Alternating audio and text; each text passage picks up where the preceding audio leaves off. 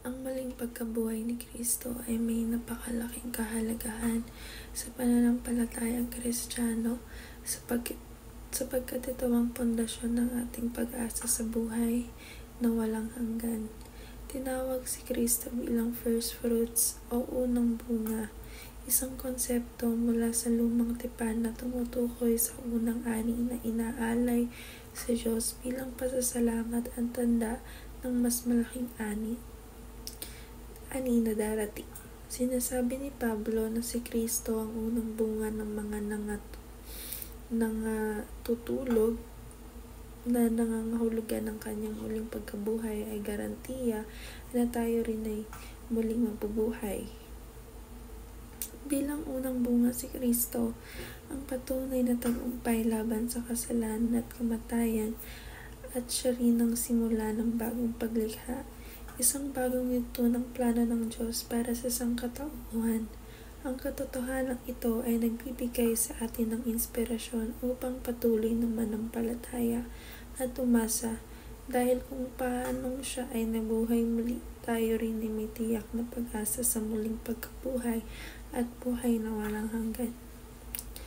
Ang 1 Corinthians chapter 15 verse 20 ay nagsasabing si Kristo ay muling binuhay mula sa mga patay at siya ang pangunahing bunga ng mga nangatutulog. Pinapakita nito na ang kanyang muling pagkabuhay ay patunay na tagumpay laban sa kamatayan at nagbibigay ng pag-asa sa lahat ng mananampalataya na sila rin ay muling mabubuhay. Iangkla mo ang lahat ng iyong pag-asa sa muling pagkabuhay ni Kristo sapagkat dito nakasalalay ang tunay na pag-asa ng bawat mananampalataya. Ang kanyang tagumpay laban sa kamatayan ay nagbibigay ng katiyakan na ang buhay ay hindi natatapos sa kamatayan kundi may panibagong simula sa piling ng Diyos. Sa pamamagitan ng kanyang pagkabuhay na muli, pinatunayan niya ang kapangyarihan ng Diyos at binigay niya sa atin ang pag-asa ng muling pagkabuhay at buhay na walang hanggan. Maniwala kang ikaw ay higit pa sa isang mananagumpay sa pamamagitan ni Kristo. Taglay mo ang kapangyarihang matagumpayan ng anumang pagsubok, takot o hamon sa buhay. Hindi ka nag-iisa sa laban sapagkat kasama mo ang Diyos na nagbibigay ng lakas, pag-asa at tagumpay sa Kanya. Ang pagkatalo ay pansamantala lamang, ngunit ang tagumpay ay tiyak at walang hanggan.